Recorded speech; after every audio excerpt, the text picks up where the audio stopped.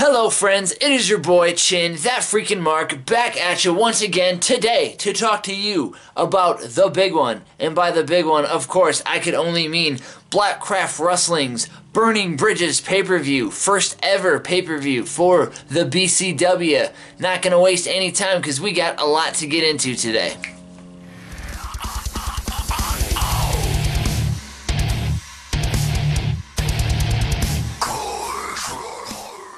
So, before we get any further into this, I am going to have to just confess that I am going to be a little biased to this entire event because, as you may see by my t-shirt that I got exclusively from this show, my homeboy Diggity and myself, we did go to the Burning of the Bridges and participated, and it was awesome.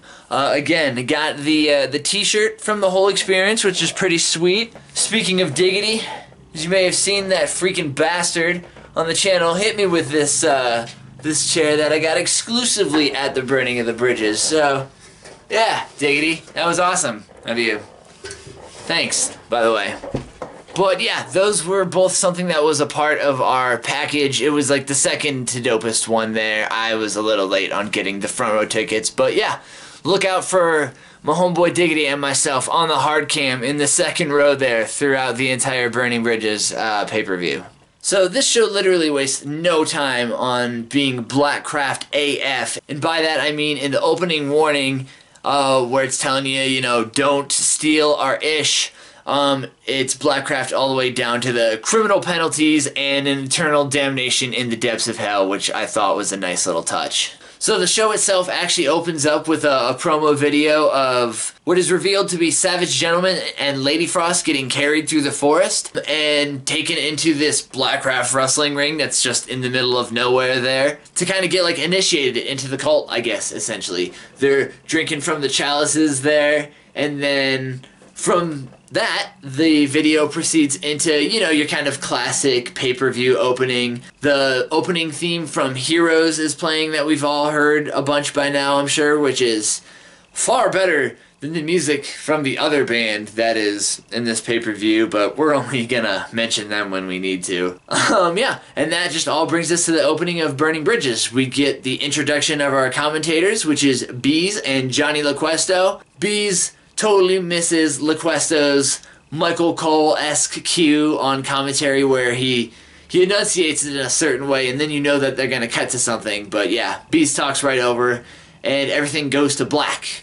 From there, we have Doug and the Cult coming down to the ring to kind of just kick the show off, really. Gives us a nice little opening promo there that I think in his words he puts it as the dawn of the new era in the City of Steel, which is a nice cheap pop there for sure. He hits us with the lines of how we don't need a god and how you can go and create your own future, which, I mean, yup. Gets everyone to engage in a nice old "We Are the Unbelievers" chant, because that is what we as the marks of BCW are deemed as. We are the unbelievers. And then he kind of closes it out with the nice little line of like, "We have such fights to show you."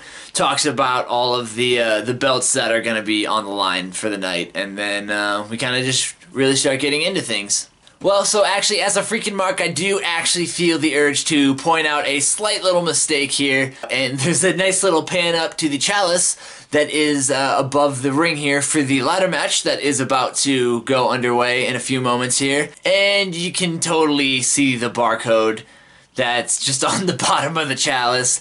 Maybe next time we just take that barcode off before we start our first pay-per-view to make things look like we didn't just go and pick it up. But other than that, no big deal. Who the hell cares? Just couldn't help but notice.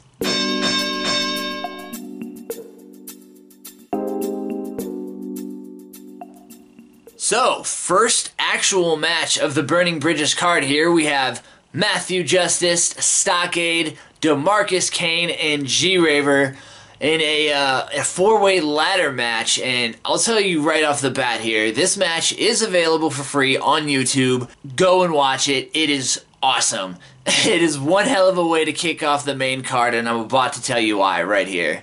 So the match starts with everyone just kind of standing in a circle, sizing each other up, and it doesn't take too long before everyone has chairs in hand and starts hitting one another with those chairs in hand. And it's just a nice little way that things only kind of start to escalate from there. A little while into the match there, Stockade gets a ladder and kind of goes for the old Three Stooges spot there, where he puts his head in between some of the rungs and just kind of starts going in circles. Always a good way to kind of start messing some people up. DeMarcus Kane goes for the first of many a suicide dive in between the incredibly narrow entranceway that they have set up for burning bridges here. But it's really nice to see that that does not deter the wrestlers at all, and they are still just going to go for those suicide dives. G-Raver has a nice little spot where he hits a missile dropkick to the outside of the ring on DeMarcus Kane to just kind of, again, continuously escalate the momentum of the match that we have going here. We have a point in there where Stockade just literally grabs G-Raver out of midair and proceeds to just slam his ass on the wooden entrance ramp there. It's just super loud and sounds super painful. I want to say it's Matthew Justice and Stockade start wrestling in the crowd area there. Totally not really much room to wrestle. Stockade even goes as far as to just kind of leap off the entranceway there into the crowd onto Matthew Justice. Good stuff. Who doesn't love a good old-fashioned crowd fight there, you know? Sometime later, we have the first ever instant replay in the history of BCW, and it was far from a smooth one. It took a little bit to get queued up there, and then once it finally did, you couldn't really see what happened. Whatever. Mistakes happen. It's the first ever live show. Like, these things are gonna happen. DeMarcus Kane and Justice are on the outside, and they just pull out this enormous ladder from under the ring there, and Stockade thinks that he is going to come in with some kind of suicide dive, and no, fail, bro. He just gets completely smacked right up in the grill piece there. Kind of one of those examples of you get teamwork for a second, and then DeMarcus Kane was like ramming Justice with the ladder. Doesn't take long before those alliances go Not too much later, you have like everyone in the ring there, and I want to say Stockade is in the corner. He's got a ladder kind of wedged up, and DeMarcus Kane like throws G-Raver on, throws him on the ladder there, and has just like a suck my cock, total DX, except full on suck my cock. He specified he wants you to suck the penis. And not too long after that, I'm pretty sure he throws Matthew Justice onto the ladder too, because he's right there. Why not? We got Justice going up to the top rope, hitting a goddamn Van Terminator, a coast to coast, whatever the hell you want to call it, on my boy G-Raver, just messing him on up. Don't really appreciate it, but it doesn't really matter, because G-Raver is just tough as piss and he can take it. I'm pretty sure there's a spot there where G-Raver is about to win it, and then DeMarcus Kane's crew totally prevents that, gets some heat, like, instantly. They literally start pushing his ass up the ladder there, but I mean, he came out with a crew. Obviously, they were going to get involved with the shenanigans at some point. That's, like, literally what they are there for. G-Raver kind of whoops the ass of the crew up to the entranceway, and then they kind of fade away until some dope spot later on here. They go to an instant replay there of, it's a Stockade and Matthew Justice spot to the outside of the ring there, and holy hell, almost missed the spot of the entire pay-per-view. G-Raver jumping off the stage. It was epic. I remember being there and marking the freak out. High-fiving the guy right next to me I didn't even know. Like, it was dope. Everyone there was marking out, for sure. We got Justice in the ring at the end of the match there, climbing up to retrieve the chalice. In a moment of total realism, G-Raver is running into the ring there, and as G-Raver is getting into the ring, Matthew Justice retrieves the chalice, wins the match, bloodies himself up, and that is the end of the first match on the main card of the Burning Bridges pay-per-view. It is one hell of a match. Again, link will be in the description. Check it out. They have it for free on their YouTube. It is awesome. One hell of a way to get the pay-per-view opened up. That is for damn sure.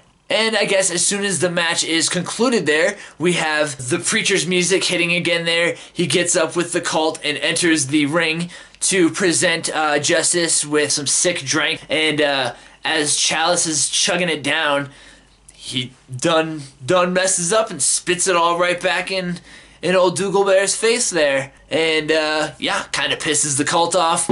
Doug holds him back there. He's like, nah, not the time for it. Justice walks off and sets up what is going to definitely be a continuing storyline in the BCW world.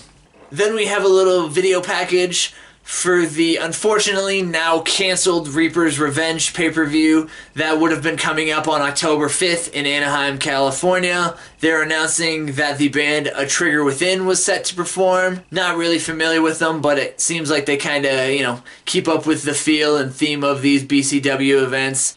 We would have had the return of the headliners from this Burning Bridges pay-per-view, that being Brody King, Johnny Blackcraft, and Jimmy Havoc, all once again, with some new additions as well. Sam Adonis would be making his BCW in-ring debut. Joey Ryan was set to be making his in-ring debut, which would have been awesome, because dick jokes. Yeah, he has the dopest dick in all of professional wrestling. I think we can all agree on that. Joey Janela was set to be on the show, but even if Reaper's Revenge didn't get canceled, if you haven't heard, Joey Janela did undergo that gnarly knee injury at a GCW event in a match against Psychosis. If you haven't seen the footage, if I remember, I'll try and put a link to it in the description here, but yeah, it gets pretty gnarly for Joey Janela's knee. Sounds like he's going to be out of commission for about a year now, which is always unfortunate, especially since his stock was really starting to get pretty high there in the independent scene. But best wishes to him. Hopefully he will be making his in-ring debut in the BCW world soon enough.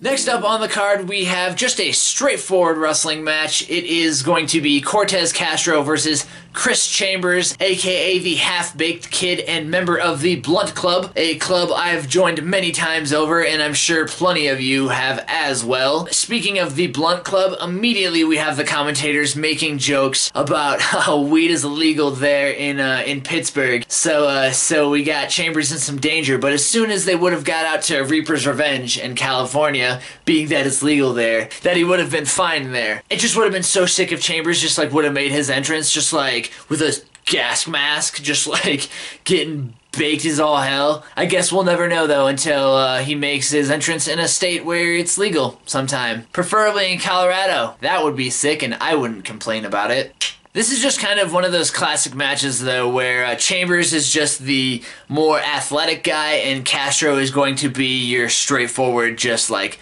power guy for sure. Right off the bat with this match, we have Castro taking Chambers to the outside of the ring there and just like smashing his ass down on the apron, which if you haven't ever heard before is the hardest part of the wrestling ring, okay? Once they get back into the ring there, we have the type of wrestling match that only Randy Orton or Michael Cole is a huge fan of, which is, of course, that nice and methodical, slow pace. It's just Cortes Castro, like, ripping Chambers in a headlock or some-ish like that. I can't remember what it is. That's just kind of the pace that the match takes for a second there. Just a little thing I'd like to mention all throughout the match. You got Chambers hitting spots, taking little puffs of his imaginary blunt for the Blunt Club there. Unfortunately, it doesn't last too long, though, because the match not too far from there ends with Cortes Castro just getting a big old brainbuster on Chambers, and, you know, it's kind of the match that you need to have coming off of the ladder match that this pay-per-view opened up with. Next up is a promo for Falling in Reverse playing at the end of the show. Following that, we have a little promotional video here for Samantha Heights, just to kind of get you to know her little story, talking about her, like, some 5-year background in the graps here. But yeah, you know, just kind of something segueing us into the next section. Shout out to Wrestle Talk.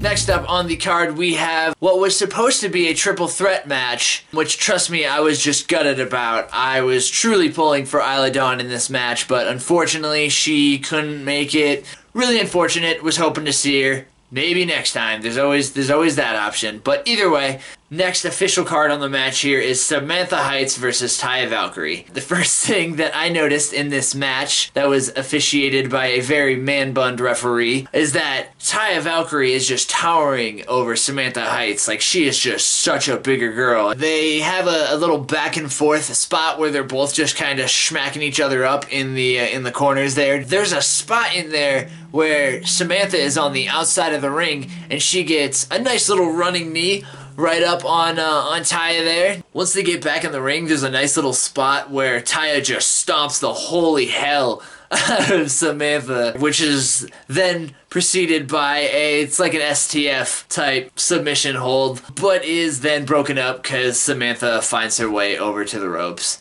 Taya gets a nice looking German suplex in there. Suplex City, bitch. Not too long after that, Taya Valkyrie hits the Road to Valhalla for the finish of the match. Not a bad match considering, again, Isla Dawn had to get dropped off and it was just dropped down to a regular old singles match. But I definitely dug it regardless. One thing about this match I would like to say, it also kind of ties in with the previous match, like Taya Valkyrie, Cortes Castro. These are people we know. Like, I watch Lucha Underground, you may watch Lucha Underground, and if you do watch Lucha Underground, you know who these people are. So you want them to win. It's the decision that we all wanted. Like, I wanted to see Cortes Castro win, I wanted to see Taya Valkyrie win, and that's exactly what we got in both of those scenarios. So, can never go wrong with pleasing the fans. Following the match there, we have a video package reminding us that PCO is not human. He did, to remind you, get that car battery surgically inserted into his chest cavity. PCO is a crazy person, so as is D-Destro that accompanies him. And this video package is really just him and D-Destro, like, out midday, just being loons on a PA bridge. And it's just nice little transition into the next card on the match, which of course would have to be Chris Dickinson versus PCO.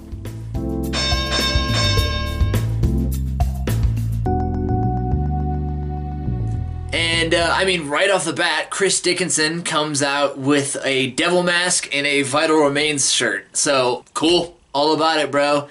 It's definitely better than when he takes those things off and looks like the creative wrestler you did not create. Don't beat me up, Chris Dickinson. Either way, that's a good start. I like both of those things, so. And then PCO comes out and just gets over AF. He's like 50 and he's still holding things down in the wrestling world. PCO wrestled in WWF, WCW, ECW, and TNA. He's got some matches under his belt. The match itself pretty much starts off as just like a complete chop fest. Just in there throwing some pretty stiff smacks to one another. PCO is hitting the PCO powerbomb, PCO bomb, whatever they like to call it there. Yeah, not too much longer later after the suplex leads into PCO like jumping to the outside of the ring, and it's kind of more of like a roll to the outside of the ring. But again, PCO's 50, like, I'll be lucky if I make it till 50, let alone rolling around, jumping, doing things as physical as a wrestling match at that age. So, yeah, I'd say the guy's not doing too bad for himself there. At one point, PCO just hits Dickinson with like a suplex on the wooden entranceway there again, because they just do so many spots in that little area all throughout the night. They get back in the ring, and Dickinson is just hitting PCO with like some stiff kicks, and regardless, PCO is still the one just getting all the chance, just being as over as possibly can be. PCO has a nice little package pile driver in the middle of the ring there, which looks pretty brutal. They find themselves on the outside of the ring at some point, and again, PCO's defying his age. He does like some top rope leg flip to the outside of the ring, and just at one point the crowd just goes completely silent, awaiting what turns into Chris Dickinson hitting a Hurricane Rana from the top rope. Nice spot for sure. Everything just goes black, dramatic as all hell, and D-Destro shows up on the entranceway there with a car battery, starts giving a nice little charge, making PCO Hulk the hell on out. Can you tell I'm not trying to say fuck? Once they get back into the ring, I mean, god damn, man, PCO hits a freaking moonsault. You may have guys like Ric Flair that never get, I'm pretty sure, yeah, Ric Flair almost died, so he's like done wrestling. For real though, he's done wrestling. When Ric Flair was at his age wrestling, he wasn't doing moonsaults and stuff like that. PCO is not human. And then we get back into the ring, we're up on the corner there. It kind of looks like what turned out to be a bit of a botched move. Leads both guys to the outside of the ring. The match goes to a draw on a 10 count there. And, you know, people are booing because nobody ever likes to see a match go to a 10 count. This leads up to Chris Dickinson grabbing a mic and talking some mad smack, saying that he's getting real sick of PCO's shiz. He says if they really want to finish it, then they'll have a last man standing match, which would have been dope if it weren't to be canceled, but I can almost guarantee this is one of those matches that's gonna still play out for sure. Next here we have a little backstage segment from last night. It's one of the main event dudes talking about the nerve that Butcher and Blade has to invite OVE to their tag match. I mean, in all fairness, OVE was a part of this tag match in the first place. And Homeboy was flexing about his bottle service too, so you know.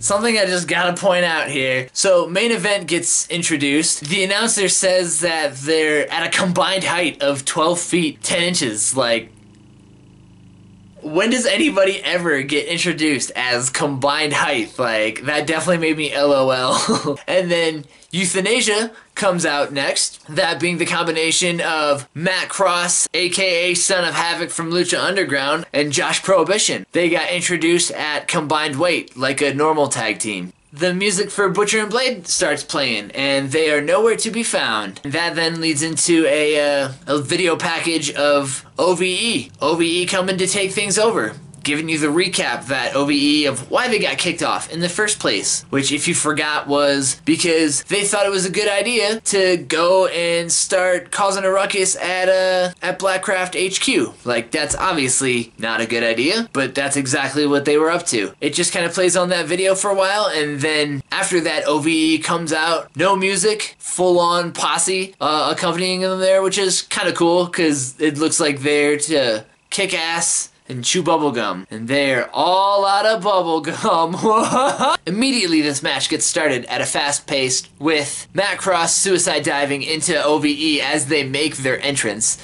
Wasting no time. The match just kind of goes on for a little bit, and then the Butcher and Blade's music hits again, and then they make their entrance on the reels this time, and they definitely look like they're pissed off. They come down to the ring and start kicking OVE's ass, like you would expect them to do, because they presumably took them out backstage, or something like that. I love whenever somebody just makes an entrance and immediately starts kicking ass and taking names. There's this nice little spot where the main event come running up to the outside of the ring, and they both do double flips to the outside of the ring. And then I want to say it's Jake Christ and two of the OVE posse members come, and they make it a triple flip to the outside on top of that. I do gotta say, I love that at one point in this match, there was no wrestlers in the ring. The only person that was in the ring was the referee, and he's just all there by his lonesome. I don't know, just so much going on the outside. That's just what it came to at a certain point. And I know not too much longer after that, it led to one of those spots where you have somebody sitting in the corner, and then somebody kind of comes up on the ropes, and then somebody comes to like power bomb them, so it's like a whole 3-person spot. So they did that, and then as they're coming down on it, Jake Christ does kind of like a sit down thing to just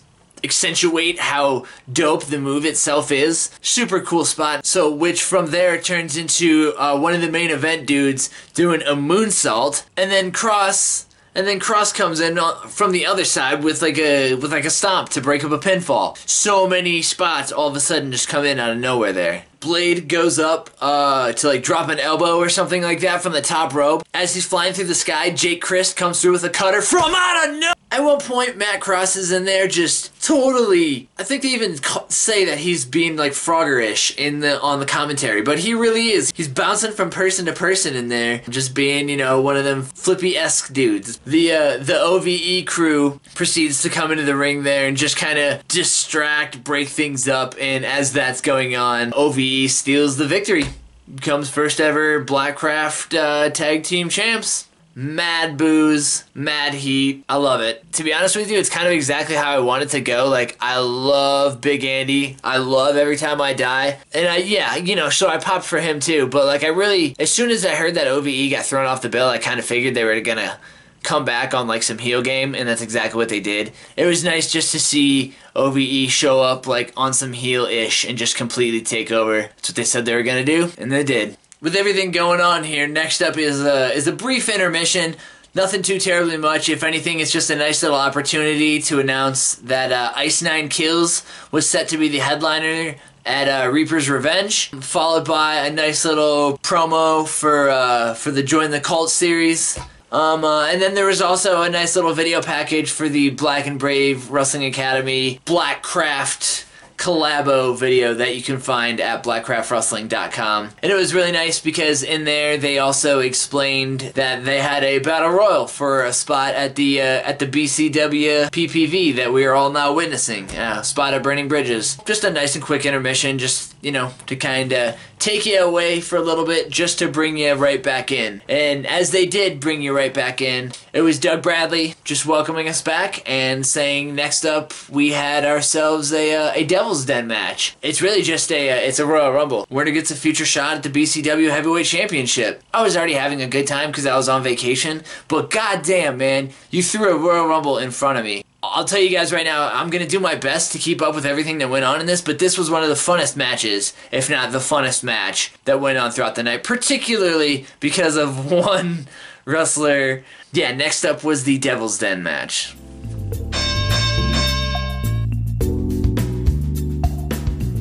First up into the Devil's Den match here, we have the Reverend Connor Braxton, which I know he was out there to gain heat because he was literally handing out the body of Christ to people at his entrance, but I loved it. The fact that you have Blackcraft Wrestling being what it is, pentagrams, goat heads all over the place, and you have this guy coming out as a Reverend. First up in the match. Secondly up, we had Lord Crew. As we saw earlier, he was one of the members of that OVE posse. Those guys were responsible for kind of getting this shebang kicked off, really. Braxton did some stuff that I thought was kind of funny all throughout, where he was just like praying not to get hit and stuff like that, just being a total pussy, like religious people are. Third up in the match, we had the Savage Gentleman, accompanied by Lady Frost, which is cool because Savage Gentleman was one of the people that was kind of teased at the very beginning. He was in the opening promo package for Burning Bridges. After that, we had one of our more comical wrestlers here, David Lawless, attorney at law, the guy who's literally handing out business cards as he's making his entrance. Like, it was great. Next up after that, we have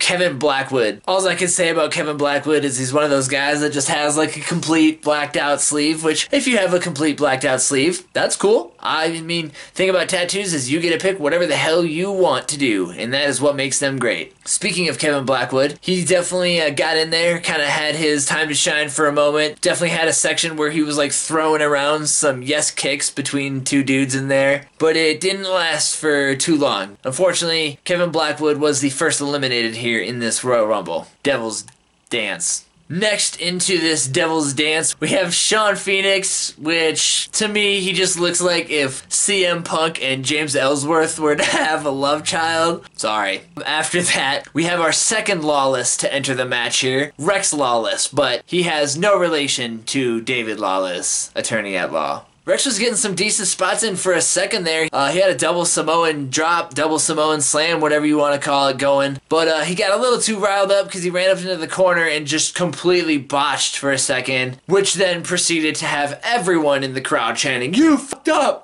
You fucked up!" Because, you know, who doesn't love participating in one of those chants, right? We had a nice little battle of the Lawlesses, I guess you could say. At one point there, they're just kind of duking it out between each other, and Rex grabs David's gavel that he came out with and just smashes it because he ain't having it. And then proceeds to eliminate David Lawless. Gets the upper hand on him. After that, we have Corey Futuristic. I don't even think he officially entered the match. Corey Futuristic makes his entrance and is immediately taken out by Connor Braxton, who's just been like sleeping on the outside this entire match. But yeah, I'm legit not even sure if he ever made a actual entrance into this match. But next up, we have we have to take a moment to talk about the next entrant here. Dick Justice comes in at number 9. Prior to Dick Justice coming in, there's a little video that pops up. Just this big old dude on a treadmill with like a fanny pack. Like, instantly in the world of wrestling, how are you not going to cling to something like that? It really just goes to show how stupid professional wrestling and professional wrestling fans are. Because all it took for this guy to get over as all hell was to be named Dick. He takes all of the communion wafers that Connor Braxton had and munches them up and just spits it right on out, just causing massive pops this whole time. At one point, he pulls out like a tiny little stop sign and just completely, I think it's like Rex, just has dude like halted in his tracks. It's just so comical. He just pulls it out of his fanny pack that he's just been having it stored in there. And then Dick Justice gets eliminated, mad boos, everyone's pissed, and you have a room full of grown men chanting, "We want Dick. We want Dick. We want Dick." And it was really upsetting when Dick Justice got eliminated. Number 10, final entrant into the Devil's Den match here. We got Ace Austin, which again was someone we had seen earlier in the pay-per-view, being that he was in the OVE crew. Ace Austin and Lord Crew, I know they gang up to eliminate Rex, I want to say it is. Yeah, we're going to say that. No more Lawlesses in this Rumble. Ace Austin then sends Phoenix crowd surfing momentarily there before he jumps back into the ring just to be eliminated by Lady Frost, being a complete bitch. That was uncalled for, Lady Frost. You were not a part of this in the slightest. Proceeds to being Savage Gentleman, eliminating Ace Austin. Pretty sure at this point Braxton finally makes another entrance into this match for only like the 3rd or 4th time. As soon as the commentators mention Roddy Radke, he shows up to be a classic wrestling distraction where, oh no, something's shown up, so now I have to give my full attention to that thing that is here. And because of that, he causes the Savage Gentleman to be eliminated, and he's pissed because they had their whole little Twitter beef. Hip-hop artists used to shoot each other. Now we beef on Twitter, and people like and retweet, and that's what it is. Braxton there, he throws Lord Crew out and thinks that he wins, realizes that he doesn't. They have a bit of a scuffle there for a moment before Braxton actually eliminates him with the use of some holy water, because he is the Reverend. To be honest with you, everyone was pissed about him winning, but I loved it. I thought it was so good just to have the Reverend winning at Blackcraft, and I mean, great gimmick. Really, really loved that. After that incredibly fun Devil's Dance that we just sat through there, we get some backstage footage of Sariah Knight just causing some trouble, checking out the Blackcraft Women's Championship belt there, and then just breaking on in and helping herself to the belt. Like, cool. That is definitely one way to let me know who the heel in this scenario is. That message came across loud and clear, for sure.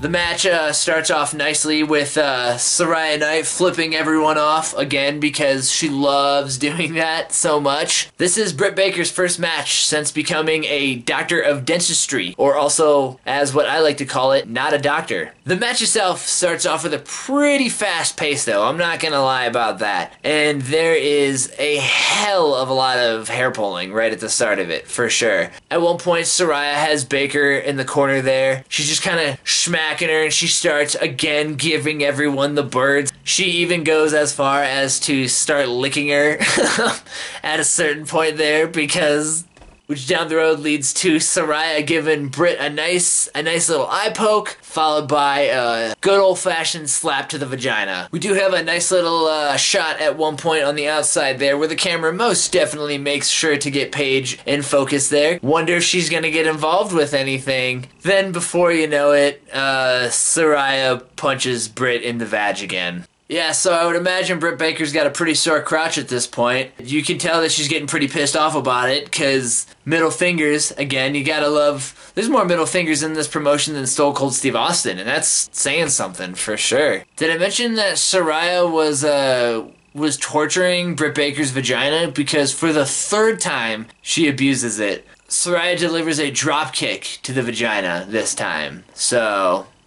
we make our way to the outside of the rings, and at a certain point there, Paige just comes up and starts smacking Britt Baker like, yo, that is not very nice of you to do. You know, things don't really go that well for Britt Baker from this point. They get back on in the ring. Baker goes to super kick Sariah Knight, and Sariah moves out of the way, so she just totally kicks the referee, knocks his ass out for too long, because as she goes for the 3 count, he's knocked out. The lights go out, you hear some thumping for a minute, and don't really know what's going on. And as the lights come back on, we can see in the distance there that Harlow O'Hare and Vipress, who is holding the BCW Women's Championship belt that did not make its appearance in the first place, for the 4th and final time, Sariah finishes this matchup with a nice old punt to the vagina. 1, 2, 3. Probably the forming of a stable here in BCW. But Sariah Knight, first ever Blackcraft Wrestling Women's Champion. Pretty much from start to finish, this match kicked ass. There's some pretty bad abuse to Britt Baker's vagina. I feel bad for Adam Cole. He probably didn't have dinner for like a week.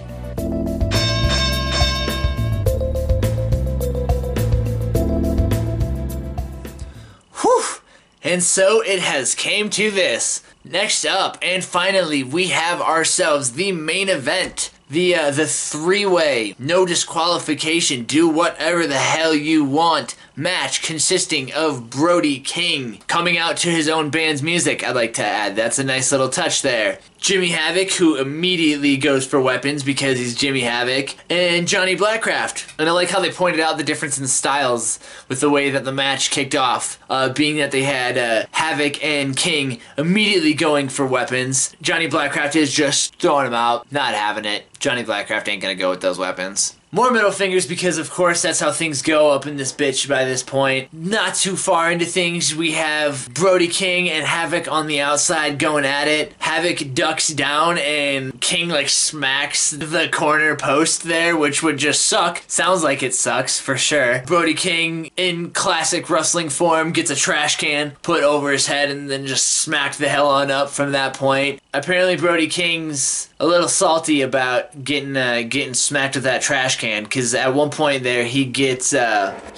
Mundo down in the corner, has him holding on to a chair there, and then I think with like trash can lid, like smacks Johnny Mundo's dick into oblivion with the chair. So much genital abuse at this show. I never would have expected it, but you buy a ticket to a wrestling show never knowing what you're gonna get. Life's like a box of chocolates. From there, I know we have a point where Havoc is hitting both Blackcraft and King in the shins with chairs, and in total Jimmy Havoc fashion follows up with a nice round of some eye pokes there. What does he follow that up with? Nothing other than paper cuts. Various paper cuts. There's pit paper cuts, there's facial paper cuts, there's hand paper cuts, all the paper cuts. People just pop so much for something as ridiculous as paper cuts. As soon as the crowd starts chanting for tables, Jimmy Havoc makes a table appear because he is that fan pleaser for sure.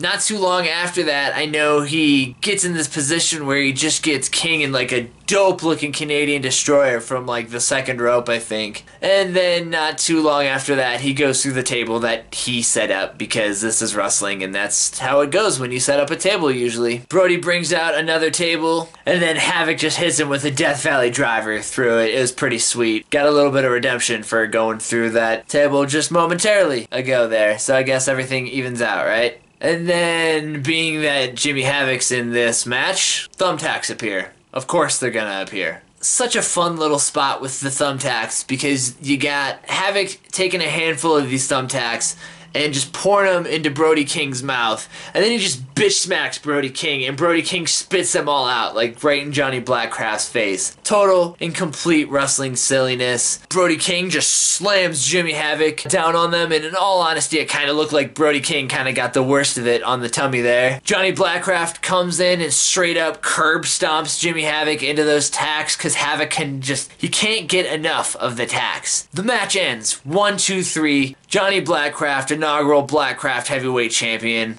Jimmy Havoc just has so many tacks in his face. I just love what Jimmy Havoc will put himself through for our entertainment. The guy's a champ.